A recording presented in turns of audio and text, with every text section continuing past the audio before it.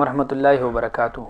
د فرض مونځ نه په بلند اواز سره په جمع باندې ذکر کول دا یو جایز بلکې مستحب عمل دی او حضور علیه السلام هم کړی دی، صحابه هم کړی دي، او کم چې صحیح عقیدې والا خلک دي نو هغوی هم نن سبا کوي په بلند اواز سره.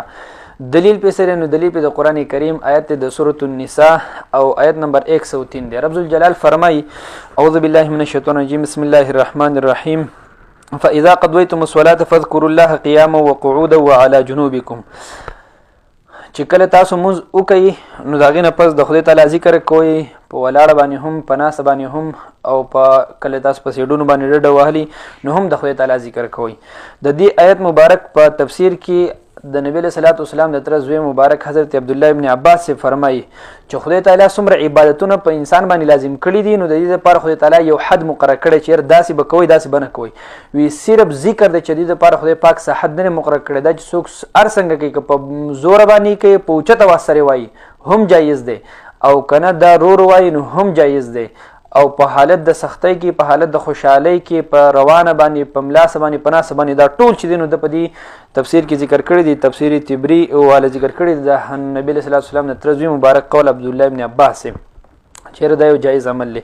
دغه رنګې د احادیث مبارکونه د زما سره په لاس کې دی صحیح البخاري شریف او اولنی نمبر جلد صفحه نمبر 116 په دې کې روایت موجود دی د حضرت عبدالله ابن عباس رضی الله عنه دي فرمي أن رفع الصوت بذكر حين ينصرف الناس من المكتوبة كان على عهد النبي صلى الله عليه وسلم.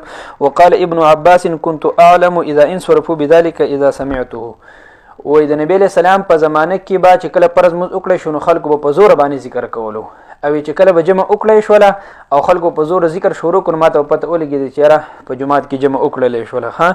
او دا روایت چې دی د غلام کوي چې دغه خپل نوم چې دی نو نافذ دی.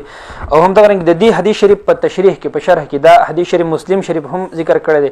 علامه نووي رحمه الله ذکر کوي، علامه نووي رحمه الله د نن تقریبا چې څه کم 800 کاله وړاندې تېر شوی دی، څه کم 800 کاله وړاندې تېر شوی. فرمایي د دې حدیث شریف په شرح کې هذا دلیل لما قاله بعض السلف انه يستحب رفع الصوت بالتكبير والذكر عقب المكتوبه. وای دا حدیث شریف چې دی چې کوم عبدالله ابن عباس نه منقول چې نبی علیه صلوات والسلام په زمانه کې به خلکو د فرض مونځ پس په زور باندې ذکر کوو، وی دا دلیل دی د هغې خلکو دپاره چې کم خلک وایي چې د مونځ نه پس ذکر کول مستحب عمل دی، او وایي چې کم سلف و صالحین ورته مستحب ویلي. نو مقصد دا دی چې د علامه نووي رحمه الله په خپل باندې هم څه کم 800 کاله وړاندې تېر شوی، دیم چې زمانه مخکې هم دغه جایز خلکو به دا په زور باندې ذکر کول.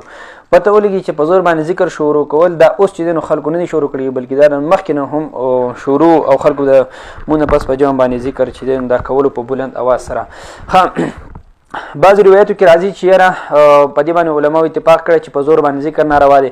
نو د دې نه هغه ذکر په زور باندې مراد چې کوم ډېر په زور وي چې هغې ته جهري مفرط ویلی کېږي، دومره په زور باندې ذکر چې عام طور باندې خلک او په معاشره کې او عقل هم د هغې تقاضا نه کوي هغه د آدابو خلاف وي. نو په دونه بلند اواز سره او په چغه سره ذکر کول هغې ته موږ هم ناروا وایو. دا به ذکر به په بلند اواز سره کوي، خو داسې انداز سره به یې کوي چې د ذکر بېادبي پکې نه راځي. او چې څوک په زور باندې ذکر کوي، په دونه په زور باندې کوي چې په هغې کې د ذکر بېادبي راځي، نو هغې ته موږ هم ناجایزه وایو. او چې کم په عام طور په زور باندې بېادبي پکې نه راځي نو دغه جایز دی. او دا زموږ د حنفي مذهب معتبره فتاوه ده، فتاوی شامی. د دې دویم نمبر جلد دی، په دې کې دې ذکر کوي په صفحه نمبر 555 باندې، په 525 باندې فرمای اجمع العلماء سلفا وخلفا على استحباب ذکر الجماعه في المساجد وغيرها. وی ټول علماء چې دنه په دې باندې اتفاق کړی دی، که مخکینی علما دي او که اوس رستنی علما دي، وی ټول په دې باندې اتفاق کړی دی چې په جمع باندې ذکر کول دا جایز عمل دی. که څوک په جماعتونو کې کوي، که څوک د جماعت نه بهر کوي، که په مونځ پسې کوي، که هر وخت کې کوي، نو دغه یو جایز عمل دی، ناروا عمل نه دی. لہذا کم خلک چې دې ته ناجایزه وایي، د ټول نه اول مونږ د قرآن کریم آیت مبارک پیش کړو چې الله تعالی فرمایي کله تاسو مونځ وکړئ نو د خدای تعالی ذکر کوئ. داسې آیت مبارک دی پیش کړي چې په هغې کې خدای تعالی فرمایلی چې کله تاسو مونځ وکړئ نو تاسو ذکر مه کوئ، مونږ به ورسره ومنو. حدیث شریف دی پیش کړي چې په حدیث شریف کې راځي چې نبی علیه السلام به کله مونځ وکړو نو د مونځ نه پس به ذکرونه نه کول، او نبی علیه السلام فرمایي چې تاسو ذکر مه کوئ، مونږ به سره خبره ومنو. دغه رنګې چې دی نو مونږ خد معتبره فتاوا ذکر کړله چېرې په دې کې ټولو علماو اتفاق کړی په دې باندې چې په زور باندې ذکر کول او په جمع سره ذکر کول دا یو جایز عمل دی.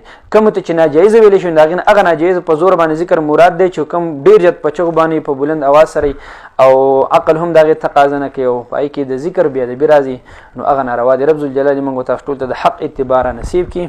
اللهم صل علی محمد و آله و اطرته بعدد كل معلوم.